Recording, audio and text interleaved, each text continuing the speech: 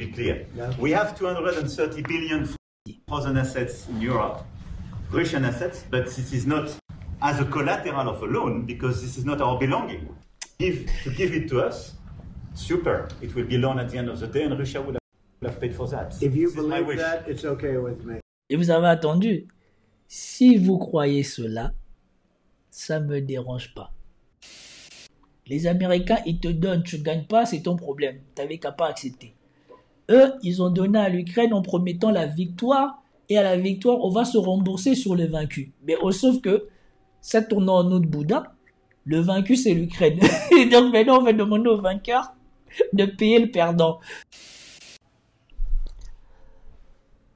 Bonjour mesdames et messieurs, bienvenue sur ma chaîne. Alors, tout aurait pu bien se passer pour la visite d'Emmanuel Macron à Washington et on aurait pu se glosser que Cocorico, notre président français, a tenu tête à Donald Trump, à l'ogre américain et a défendu la vision des Européens et a peut-être obtenu un petit fléchissement des Américains et tout ça. Mais au fur et à mesure de la journée, d'hier particulièrement, nous avons compris qu'il y a une totale divergence entre les Européens et les Américains. Commentez, likez, partagez pour me soutenir et soutenir la chaîne. Sans plus tarder, nous passons en vidéo. Alors, nous allons commencer par une présentation de France 24 de la visite d'Emmanuel Macron aux États-Unis. Emmanuel Macron et Donald Trump se sont entretenus à la Maison-Blanche. Ça date de 13h. L'habituelle accolade suivie d'une poignée de main franche, à l'image de leur discussion soutenue mais non dénuée de sympathie, centrée sur le sort de l'Ukraine.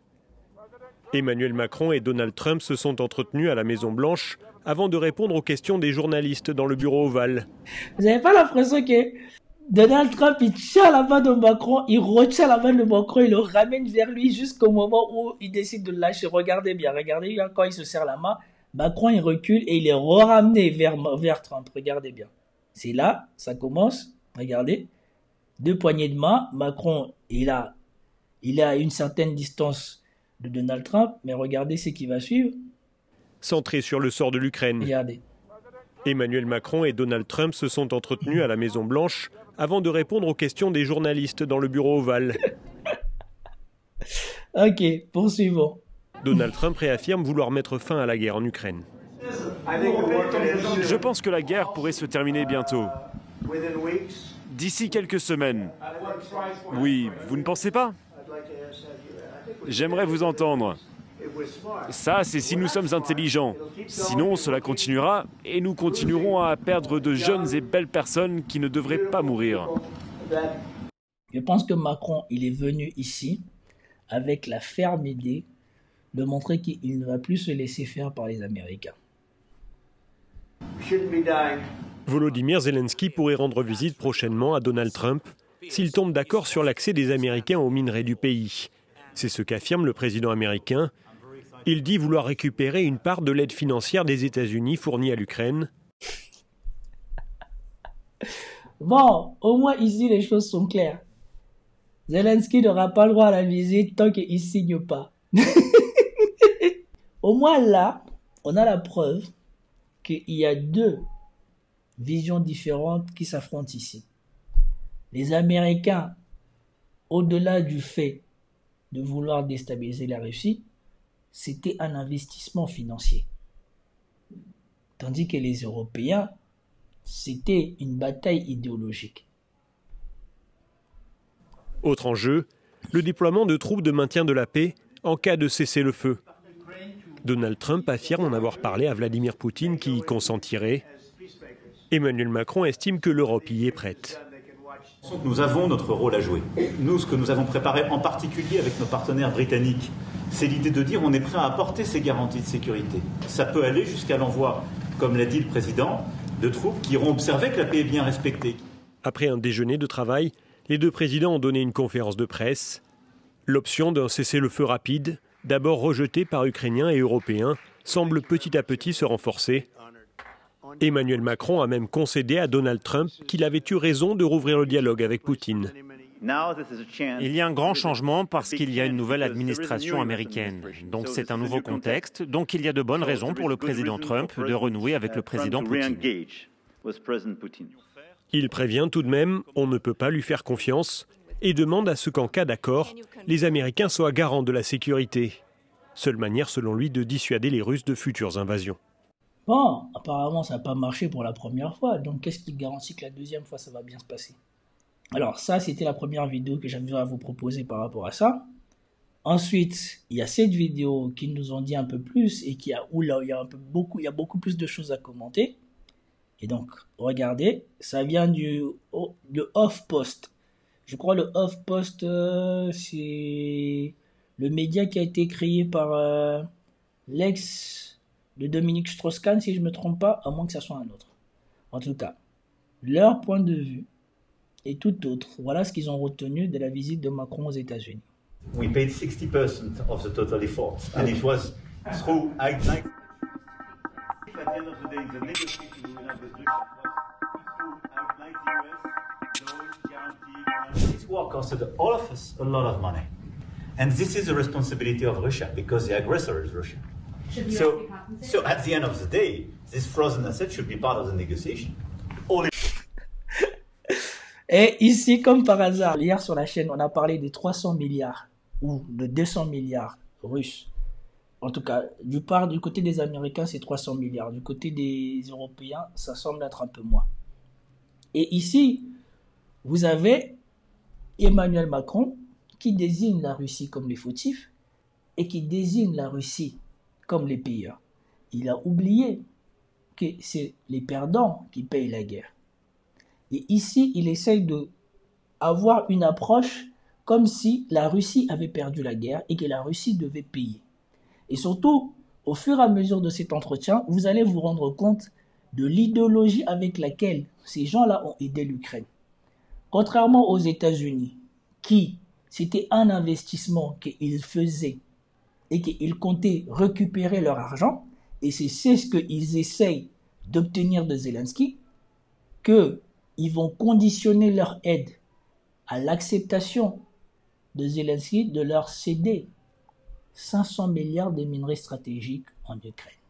Contrairement à ce que vous allez attendre ici par rapport aux Européens. Et ce qu'on va attendre ici par rapport aux Européens sonne très bizarre. Écoutez. Will France support the US being compensated? I support the idea to. La France soutiendra-t-elle les États-Unis pour une compensation? Je défends l'idée que l'Ukraine doit être dédommagée. Ok, l'Ukraine doit être dédommagée. Ukraine first being compensated because they are the ones to have lose a lot of their fellow citizens and. Bah oui, les Russes n'ont rien perdu. Donc ici, il n'y a que des contradictions. Ils ont passé leur temps à dire que la Russie est décimée, que la Russie sacrifie des gens tous les jours, que la Russie sacrifie des soldats, qu'ils ont beaucoup plus de morts que les Ukrainiens. Mais ici, il vient dire que c'est les Ukrainiens qui doivent être dédommagés parce que c'est eux qui ont subi dans cette destruction. Mais les Ukrainiens ont subi où?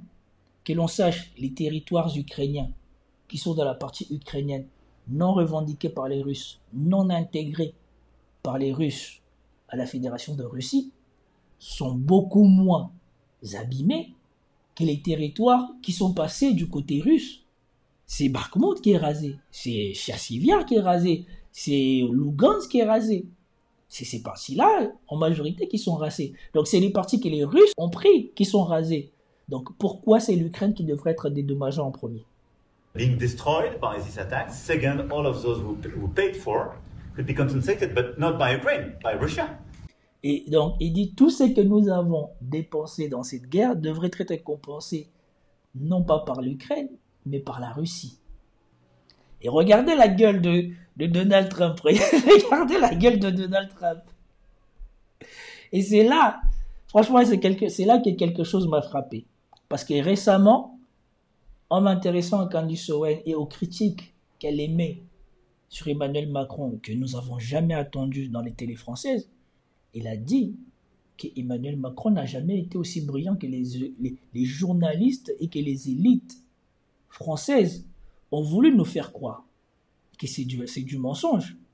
que ce type n'a jamais été parmi les plus brillants de l'ENA, qu'en voyant les résultats d'Emmanuel Macron à la sortie de l'ENA, les élèves qui étaient meilleurs que lui étaient scandalisés par ses notes et qu'ils ont saisi le Conseil d'État pour qu'on vérifie si les notes n'étaient pas truquées et que le Conseil d'État, après vérification, a décidé que cette année-là, on n'allait pas considérer les notes. Parce qu'à l'ENA, c'est un système de classement. Ceux qui arrivent en tête choisissent les meilleurs postes et vous êtes classés selon vos résultats. Les derniers auront droit aux dernières offres d'emploi. Les premiers auront droit aux meilleures offres d'emploi. Et selon ton classement, tu choisis. Le premier, c'est celui qui a le choix parmi tout. Et le dernier, c'est celui qui a le choix parmi ceux qui restent. Et Emmanuel Macron devait figurer parmi les premiers. C'est qui avait scandalisé tout le monde et que tout le monde avait fait appel et avait demandé à ce qu'on aille vérifier qu'est-ce qui s'était passé cette année. Et donc, le Conseil d'État, en allant regarder les résultats, ils se sont sûrement rendus compte d'un problème et pour que ça ne soit pas un scandale, on a décidé d'annuler le classement des élèves cette année-là. C'est passé sous silence. Sans compter qu'il a raté plusieurs fois son examen d'entrée à l'ENA. Et maintenant, vous attendez l'énormité qu'il sort par rapport aux avoirs russes saisis par les Américains et les Européens. Donald Trump, en bon businessman, c'est bien que ce que Macron il dit est impensable, que ceux qui détiennent les avoirs russes et qui feraient ce que suggère Emmanuel Macron signeraient juste la fin de leur système financier. Et vous voyez, Donald Trump, il n'est pas dans ça. Et c'est là, ça m'a fait tilt. Autant je pouvais douter de la véracité de ce qu'a dit Branco par rapport à Emmanuel Macron avant qu'il rentre à l'ENA, et de ce qu'a dit Candice Owen par rapport à ses études à l'ENA, et surtout par rapport à sa carrière au sein de la banque Rothschild. Parce que là encore aussi, Candice Owen a dit, parmi les managers les plus brillants de Rothschild, on se moquait d'Emmanuel Macron parce que les choses de base qu'ils sont censés avoir, Macron ne semblait pas les connaître et que la progression de sa carrière est sûrement due à l'intervention de quelqu'un plutôt qu'à son mérite. Et ici, ça saute sous les yeux. Non seulement il a été un président médiocre pour la France, mais ici vous voyez bien qu'il semble parler comme quelqu'un qui n'est pas un banquier. Même Donald Trump qui n'a pas été un banquier, c'est bien que ce que Macron est en train de dire n'est pas sans conséquence, surtout au moment où on est dans une redistribution des puissances du monde, que l'Occident ne peut plus imposer sa loi comme elle le faisait avant. Et donc si l'Occident venait à faire ce que Macron fait, elle se tirerait une balle dans le pied, mais comme c'est pas permis, parce que plus personne ne voudra acheter les bons du trésor de l'Occident. Et étant donné que l'Occident est surendetté et ne produit quasiment plus d'argent, qui va acheter leurs bons du trésor? Ils vont s'endetter pour acheter eux-mêmes leurs bons. Ça devient problématique. Et écoutez, qu'ils finissent. C'est juste aberrant. Et donc, la fin de la présidence d'Emmanuel Macron, lui-même, il est en train de faire tomber le cadre sur tout le mythe qu'on avait construit autour de lui. Que soi-disant c'était un génie, que soi-disant c'était je sais pas quoi, que soi-disant il aimait la France, il connaissait la France. Rien de tout ça. Les Gilets jaunes ont montré qu'ils n'aimaient pas la France, qu'ils ne connaissaient pas la France, qu'ils ne connaissaient pas les Français, que c'était insoumis au champ de l'argent. Et tous les bouts qu'il cumule montrent bien que ce n'est pas une personne aussi brillante que ça. Il est loin d'être aussi brillant qu'on nous l'a décrit. Je préfère largement le bon sens d'un Chirac, le panache d'un Villepin, le franc-parler d'un Sarkozy, la malice d'un Mitterrand, parce qu'au jour d'aujourd'hui, après 7 ans de Macron, je dois dire que je ne vois aucune qualité que je voudrais copier chez ce président. Because there was a one to address. Again, just so you understand, Europe is loaning the money to Ukraine. They get their money back. No. Donald Trump, c'est une balance. Il a dit, comprenez bien. Eux, ils n'ont pas donné l'argent.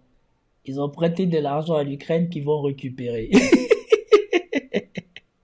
fact, to be frank, we paid 60% of the total effort, and it was through, like the US, loans, guarantee, grants.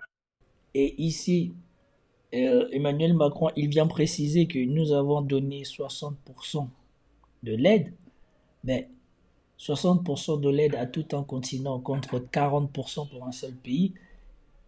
Je ne sais pas si l'information est pertinente. C'est plutôt honteux. And we provided real money, to be clear. We have 230 billion. Voilà, nous avons 230 milliards d'avoirs gelés en Europe. Écoutez bien ce qu'il dit. Assets in Europe, Russian assets, but this is not. Avoirs russes, mais ce n'est pas pour compenser ces prêts. Donc, ils ont saisi l'argent des gens, mais ce n'est pas pour compenser ces prêts. Mais écoutez la suite de ce qu'il dit. As a collateral of a loan, because this is not our belonging. Ce n'est pas pour compenser ces prêts en tant que collatéral, pour garantir les prêts qu'ils ont donnés à l'Ukraine, parce que ça ne les appartient pas. Mais pourquoi vous les avez confisqués alors? So they are frozen. If at the end of the day, in the negotiation we will have with Russia, they're ready to give. Si dans les négociations finales avec la Russie, ils sont prêts à nous le donner.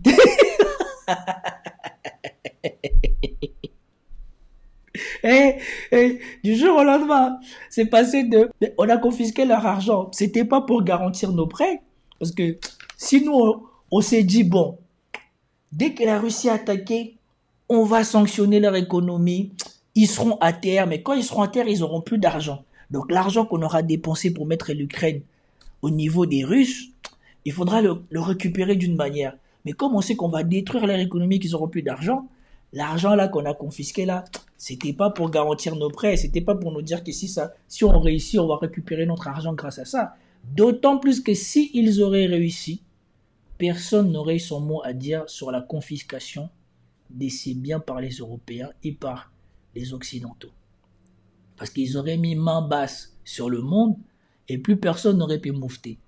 Là, maintenant qu'ils n'ont pas réussi, ils savent que c'est impossible de toucher à cet argent, que tous les autres parties du monde sont en train de les regarder. Le jour seulement ils vont dire que nous confisquons cet argent et nous ne les remboursons plus, ils sont cuits. Voilà pourquoi ils précisent bien, on n'a pas confisqué cet argent pour garantir nos prêts. Mais on veut quand même qu'ils nous donnent cet argent dans les négociations. Il n'a même pas honte, ce type.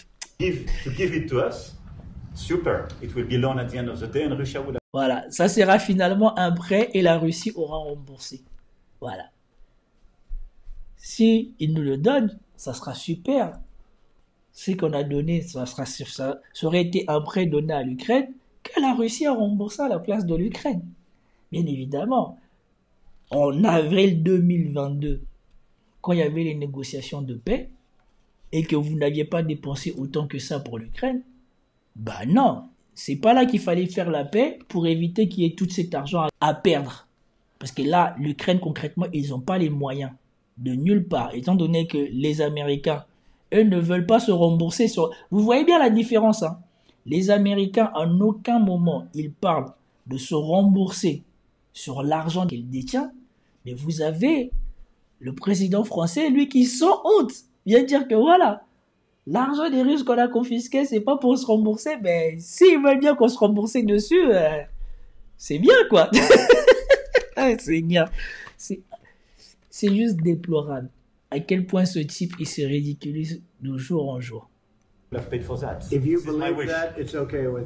Et vous avez attendu. Si vous croyez cela, ça ne me dérange pas. Ça ne le concerne pas.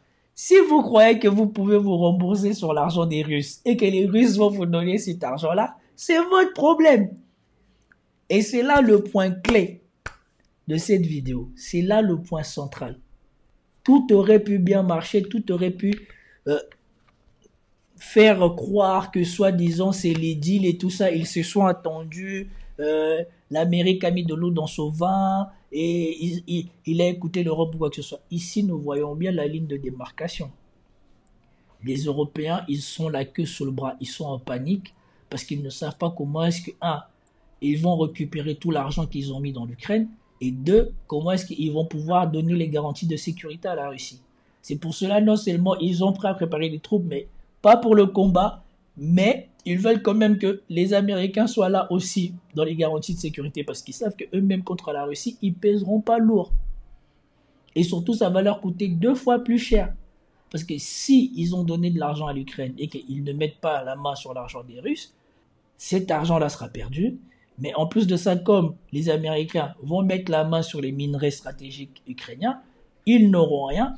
Et en plus de ça, ils devront, comme ils avaient promis à l'Ukraine, l'intégrer à l'UE et donc payer la reconstruction de l'Ukraine. Ils sont cuits. They get their money back, we don't, and now we do. But you know, that's... Et donc il dit, ils vont avoir leur argent en retour, nous non. Et c'est pour cela que eux, ils préfèrent que si jamais Zelensky il veut s'attendre avec eux, ça commence d'abord par la cession des mines. Et ils sont gnoleux. Et ils sont cash.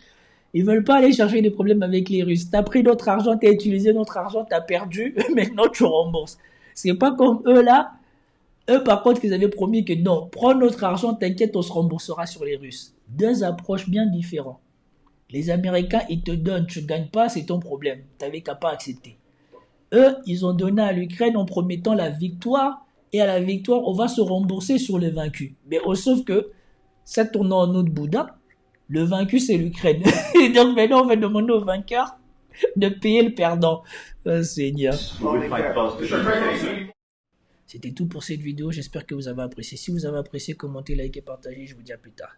Peace out.